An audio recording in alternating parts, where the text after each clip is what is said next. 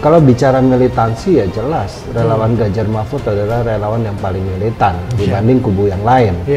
Mas Ganjar punya program yang menarik, yaitu satu keluarga tidak mampu, satu sarjana.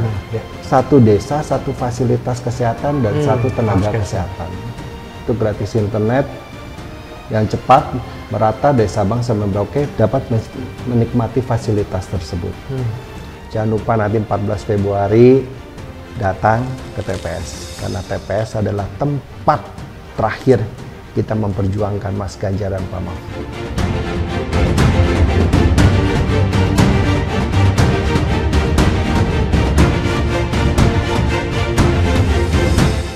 Ya, ketemu lagi dalam program Gerak Gerik bersama saya Ignatius Indro, dan tentunya di setiap gerakan tentunya ada yang bergerik. Dan kita kali ini kedatangan tamu spesial. Ini ada Ketua Umum dari Ganjaris. Siap. Apa kabar, Bung? Siap, terima kasih Bung Indro, terima kasih. Iya, kita akan ngomongin bagaimana kinerja relawan sebenarnya di kubu Ganjar Mahfud tentunya. Bagaimana kinerjanya, kita akan ngobrol-ngobrol bersama Bung Kris Chandra ini. Bung, sejauh ini gimana? Ini kan sebenarnya kalau dilihat dari jumlah relawan, organ relawan sendiri banyak sekali. Tapi sebenarnya kinerjanya seperti apa, Bung? Ya, kalau kami dari Ganjaris dari 2021, kami sudah berdiri, terbentuk. Pada saat itu memang belum banyak ya, belum banyak. Dan bahkan partai pun juga belum mencalonkan Mas Ganjar. Dan pergerakan kami pada saat itu, kami sampai saat ini tetap konsisten, tetap komit bagaimana mengusung Mas Ganjar. Dan saat ini sudah ada cawapresnya, yaitu Pak Mahfud, untuk maju sebagai capres dan cawapres di pesta demokrasi 2024 nanti. Dan selama itu kami melihat juga bahwa semakin banyak relawan Ganjar Mahfud yang bermunculan. Kami melihat dari 2021, 2022 sampai di 2023 itu semakin banyak dan semakin menjamur.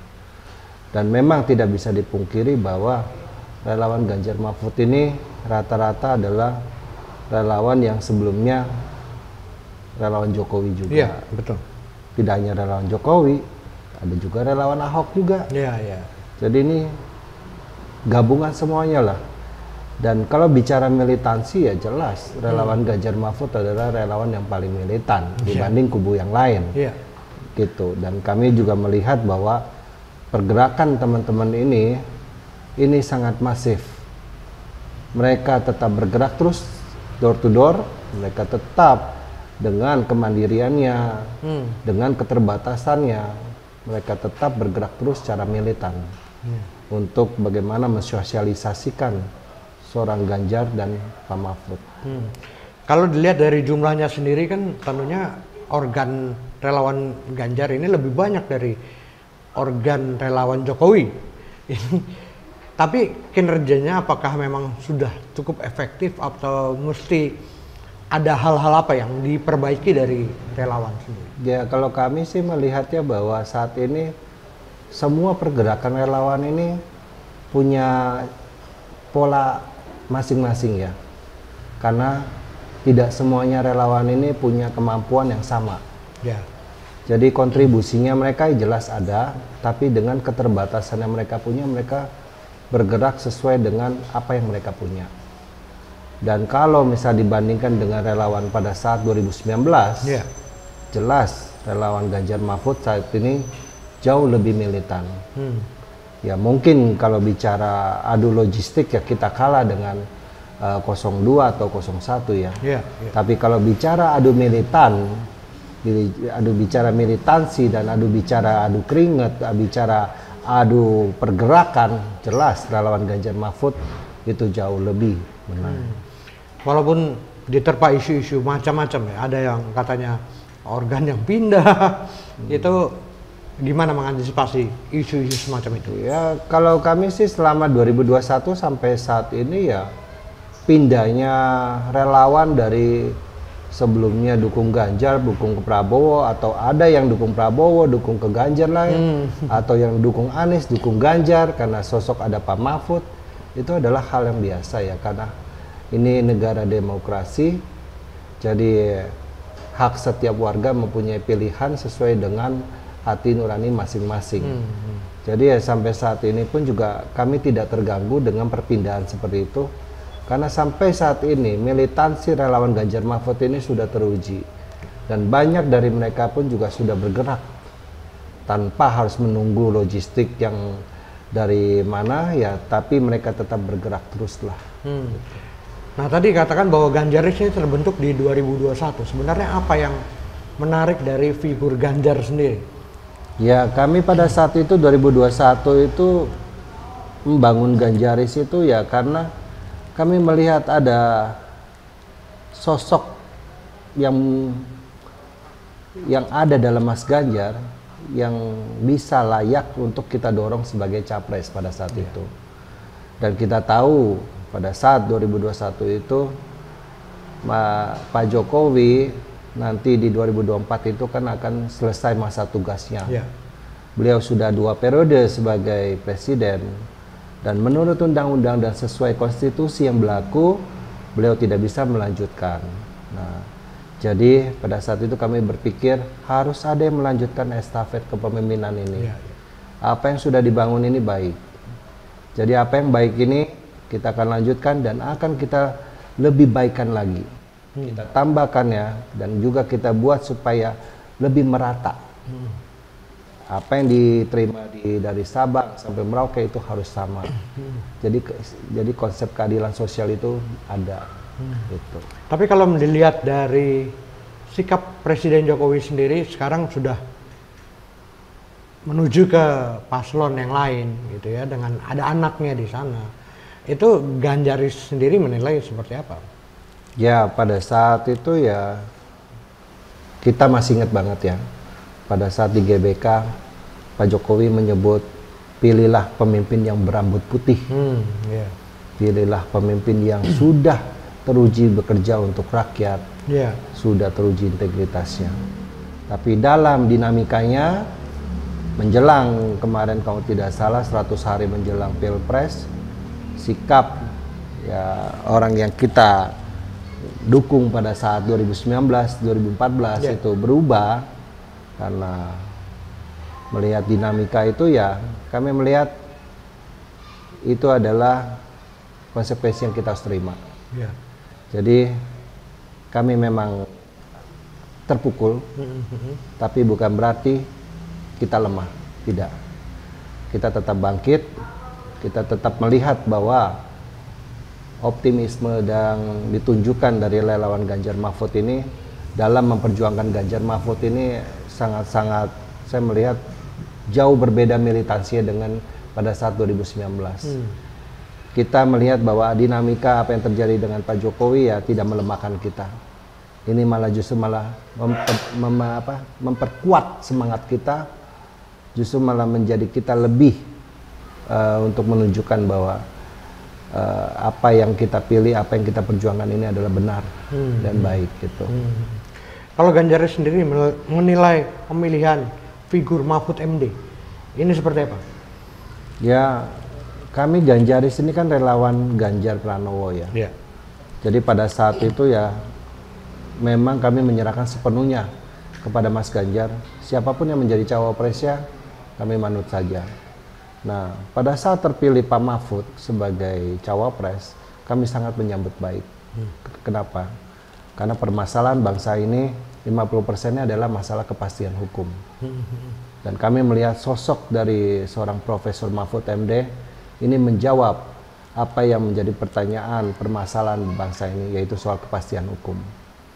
Selama beliau menjabat sebagai Menko Polhukam, beliau menunjukkan integritasnya, beliau menunjukkan komitmennya dalam soal kepastian hukum. Dan kepastian hukum ini bukan hanya di bidang politik, bukan hanya di bidang hukum, tapi kepastian hukum ini ada di bidang ekonomi dan di bidang sosial dan lain-lainnya. Dan menempatkan Profesor Mahfud MD sebagai cawapres adalah jelas bahwa pasangan ini menunjukkan komitmen, juga menunjukkan ketegasan mereka dalam memberantas masalah korupsi, kolusi, nepotisme itu, dan juga masalah kepastian hukum yang tidak jelas itu. Kalau dari program-programnya, program-program unggulan apa saja yang kira-kira memang mengena di masyarakat? Selama saya turun ke daerah, selama ini, ke Kebumen, Banjarnegara, Sragen, ke Lampung Selatan, terus ke Ngawi, ke Kudus, ke Klaten, dan juga ke beberapa provinsi, kabupaten kota. Saya turun dan mensosialisasikan program-program Mas Ganjar. Ada banyak program-program Mas Ganjar dan Pak Mahfud yang sangat mengena dan sangat cocok untuk masyarakat kita saat ini.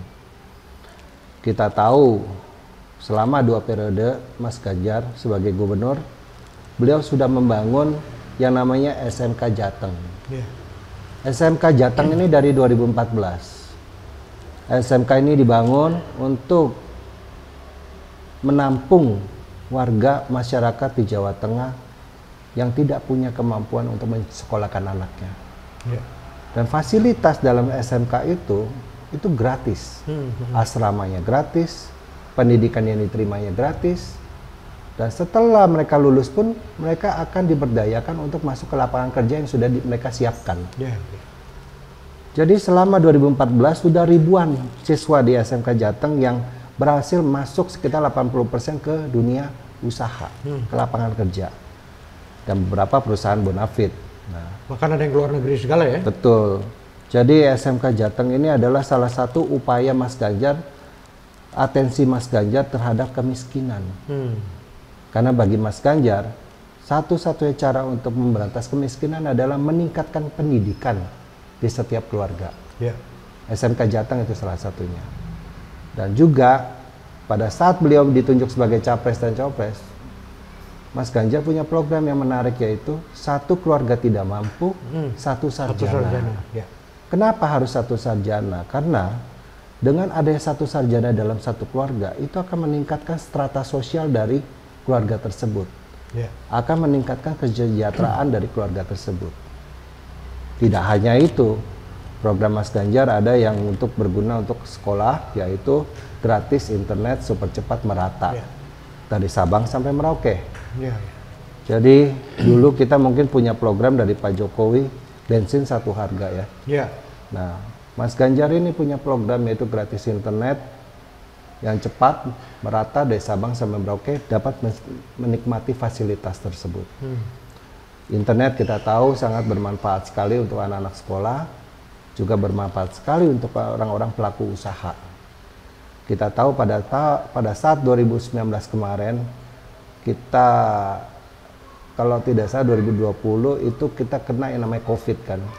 Semua aktivitas bisnis itu semua melalui handphone. Betul. Dan banyak pelaku-pelaku UMKM berjualan melalui platform-platform yang ada, bisa di Tokped, di Shopee, dimanapun itu mereka jualan. Nah itu kan semuanya tergantung dari internet juga. Nah ini bisa menjadi suntikan barulah buat pelaku-pelaku UMKM. Yang ketiga adalah Mas Ganjar punya program namanya satu desa, satu fasilitas kesehatan, dan satu tenaga kesehatan. Kenapa Mas Ganjar membuat program ini? Karena beliau ingat pada saat itu ada seorang anak membawa bapaknya ke puskesmas yang sedang sakit. Karena tidak ada dokter di puskesmas itu, akhirnya tidak lama kemudian bapaknya meninggal. Nah ini yang menjadi atensi Mas Ganjar. Itu kan kejadian bukan hanya satu, pasti banyak di beberapa tempat. Nah ini yang membuat kenapa satu desa itu harus ada satu fasilitas kesehatan yang memadai dan satu tenaga kesehatan yang bertaraf seperti dokter. Nah, dan juga Mas Ganjar punya program banyak, seperti adanya bantuan insentif untuk kader-kader posyandu. Kita tahu selama ini kader posyandu itu kan diberi insentif sangat kecil sekali. Padahal mereka adalah salah satu garda terdepan dalam membantu menjaga kesehatan warga di sekitar. Terus sudah itu Mas Ganjar juga punya program, yaitu memberikan gaji kepada guru-guru ngaji, ya kan, dan juga guru-guru agama lainnya, juga memberikan beasiswa kepada prajurit dan bayangkara, anak-anaknya untuk bersekolah juga. Jadi program-program Mas Ganjar ini tidak diawang-awang, tidak omong kosong. Jadi apa yang dilakukan Mas Ganjar dan Pak Mahfud ini membuat program ini karena melihat apa yang dirasakan pada saat Mas Ganjar turun ke bawah. Dari sampai saat ini, semua capres-cawapres yang pernah ada, belusukan mungkin iya, tapi yang tidur di rumah warga itu cuma Mas Ganjar. Kenapa harus sampai tidur di rumah warga? Karena beliau ingin tahu bagaimana kondisi di dalam rumah itu, bagaimana keadaan di rumah itu. Dia ingin benar-benar merasakan langsung. Itu. Saya pernah memberikan masukan kepada Mas Ganjar juga pada saat itu. Saya bilang, nanti entah kalau sudah selesai menjadi Pilpres sudah selesai dan menjadi presiden, jadi tidur di rumah warga jangan lupa dilakukan lagi. Jadi gimana tanggapan dari ya beliau yang menyambut baik. Ya memang harus seperti itu kan, karena jadi bukan hanya sekedar pada saat menjadi capres atau cawapres saja melakukan hal seperti itu. Ini kan harus dilakukan setelah menjadi sesuatu, gitu loh. Nah, jadi sebenarnya bicara program dibandingkan program yang dari kubu 01 dan 02, ya kami melihat bahwa apa yang dilakukan Mas Ganjar terkait program tersebut, selama saya turun, mereka sangat menyambut baik. Dan jangan lupa, ada satu program yang lebih menarik, yaitu program KTP Sakti. KTP Sakti, betul. Satu KTP itu mewakili banyak kartu.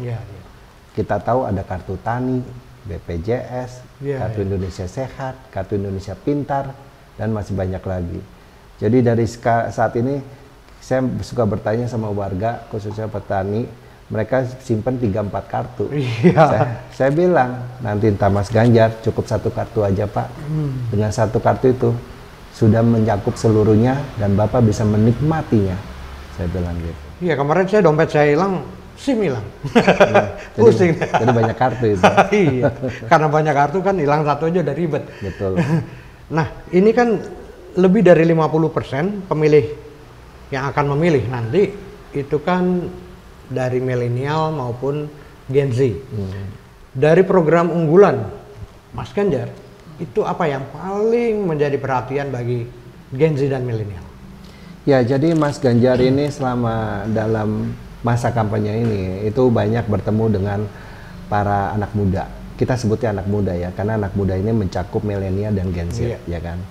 Jadi berinteraksi dengan para anak muda ini, mendengar. Jadi memang dengan anak muda ini kita tahu bahwa pemilih nanti di 2024 55-56% itu adalah pemilih anak muda. Dan anak muda ini kita tidak bisa serta-merta kita mengarahkan mereka, tidak.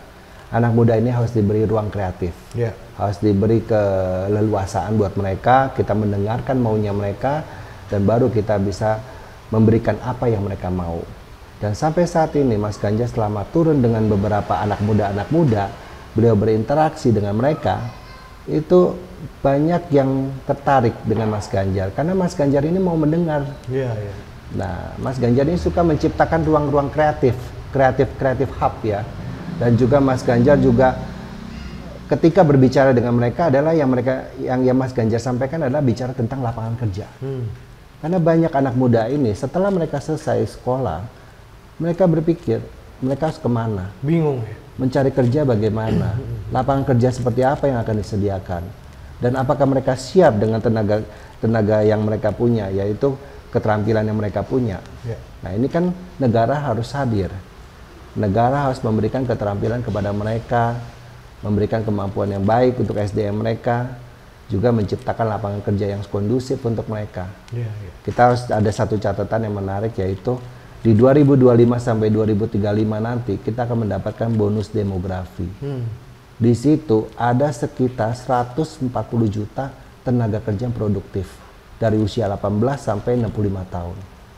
Di situ negara harus mempersiapkan lapangan kerja untuk mereka. Kemarin Mas Ganjar menyampaikan bahwa dia akan menghapus batas usia kerja. Karena setiap orang berhak untuk mendapat pekerjaan. Nah, Dari situ aja pemerintah harus siap. Pemimpin yang nanti akan mempersiapkan ini adalah pemimpin yang punya stamina tinggi, sehat, bisa gerak cepat, bisa satset dan tasbes. Nah, jadi ini yang disukai oleh anak muda, bahwa pemimpin yang responsif, pemimpin yang gerak cepat, pemimpin yang bisa bekerja cepat. Nah, kami melihat Mas Ganjar punya itu semua. Karena cara beliau berkomunikasi itu bisa diterima di lintas usia. Gitu, Mas. Jadi nggak cuma gimmick-gimmick seperti yang dilakukan paslon sebelah gitu ya. Oh, kalau paslon sebelah ya ada apa ya dijogetin aja. Mas Kris, ya. Selama Mas Kris ke beberapa daerah mana kira-kira yang sulit sekali Mas Ganjar untuk masuk ke sana? Ya, sebenarnya setiap daerah itu mempunyai kelebihan dan kekurangan masing-masingnya. Dan kita tahu Jawa Barat dan Banten itu selalu menjadi area di mana Pak Jokowi susah menang, ya kan. Dan tapi saat ini Mas Ganjar justru malah diterima di sana. Oh, oke. Gitu. Jadi memang untuk wilayah-wilayah yang saat ini kita anggap susah, kita anggap sulit untuk menang, ya kami melihat masih ada potensi kemenangan di sana. Dan hampir bisa dibilang hampir semua wilayah itu mempunyai chance, kesempatan atau peluang yang sama lah saat ini. Saat ini kita bisa melihat bagaimana masyarakat kita sudah cukup cerdas ya, menilai seorang pemimpin. Karena kita tahu bahwa karya dan gagasan adalah jejak rekam terbaik. Dan apa yang sudah dilakukan seorang Mas Ganjar, seorang Pak Mahfud ini selama di bidang legislatif, eksekutif, yudikatif, ini kan semua pengalamannya sudah teruji. Jejak rekamnya sudah ada. Dan apalagi mereka berdua ini adalah satu-satunya capres-cawapres yang belum pernah dipecat. Oh iya. Nah, itu kan harus diingat juga, gitu. Iya. Terakhir, Bung Kris, kalau melihat keadaan saat ini, apa yang harus dilakukan oleh organ relawan? Apakah lebih kencang di udara atau di darat atau seperti apa? Ya baik di udara maupun di darat sama pentingnya ya. Tapi ya saya melihat bahwa darat jauh lebih penting saat ini. Kenapa? Karena kita sebagai relawan, bukan hanya relawan, kader, simpatisan, masyarakat, sudah harus kita ke akar rumput. Karena memenangkan Mas Ganjar dan Pak Mahfud ini kita tidak bisa bergantung dengan angka survei. Karena memenangkan Mas Ganjar dan Pak Mahfud ini ya kita harus dari door to door, pintu ke pintu. Kita harus canvassing ke akar rumput. Karena ke akar rumput itu adalah rakyat yang bisa memberi kemenangan kepada Mas Ganjar. Ya kita tahu juga bahwa relawan ini punya keterbatasan. Tapi selama saya menjadi relawan, selama dari 2014, 2019 sampai saat ini, kontribusi relawan adalah kontribusi yang paling real. Kontribusi relawan itu tidak dibuat-buat. Mereka benar-benar dari hati. Mereka berjuang dengan mengorbankan waktu, mereka berjuang dengan mengorbankan uang, dan segalanya. Jadi kami melihat bahwa kontribusi relawan adalah yang paling real dalam memenangkan Mas Ganjar dan Pak Mahfud ini nanti. Tetap optimis ya walaupun banyak survei yang menyatakan bahwa ya kita tahu lah lembaga survei itu kan dibuat secara random melalui sampel yang hanya 1.500 sampai 2.000. Sedangkan di relawan kami aja di Ganjaris KTA kami aja udah 9.370. Itu aja 9.000 aja udah real semua mendukung Mas Ganjar dan Pak Mahfud. Belum relawan yang lainnya. Oke, Bung Kris, terima kasih atas waktunya udah datang. Sama-sama, Bung Indro. Sekretariat Gerak 98. Gerak 98. Jadi mungkin saya memberikan semangat untuk kepada teman-teman semua. Jangan lupa nanti 14 Februari datang ke TPS, karena TPS adalah tempat terakhir kita memperjuangkan Mas Ganjar dan Pak Mahfud. Itu adalah tempat di mana kita selama 2-3 tahun ini berjuang untuk seorang Mas Ganjar, dan di tempat itulah kita memastikan bahwa kemenangan untuk Mas Ganjar dan Pak Mahfud. Salam 3 jari. Oke. Thank you Bung Kris. Teman-teman, kita sudah di akhir episode kali ini dan kita akan ketemu lagi di episode lainnya. Jangan lupa subscribe, like, komen dan juga share di media sosial kalian. Bye. Lawan tirani, tegakkan demokrasi.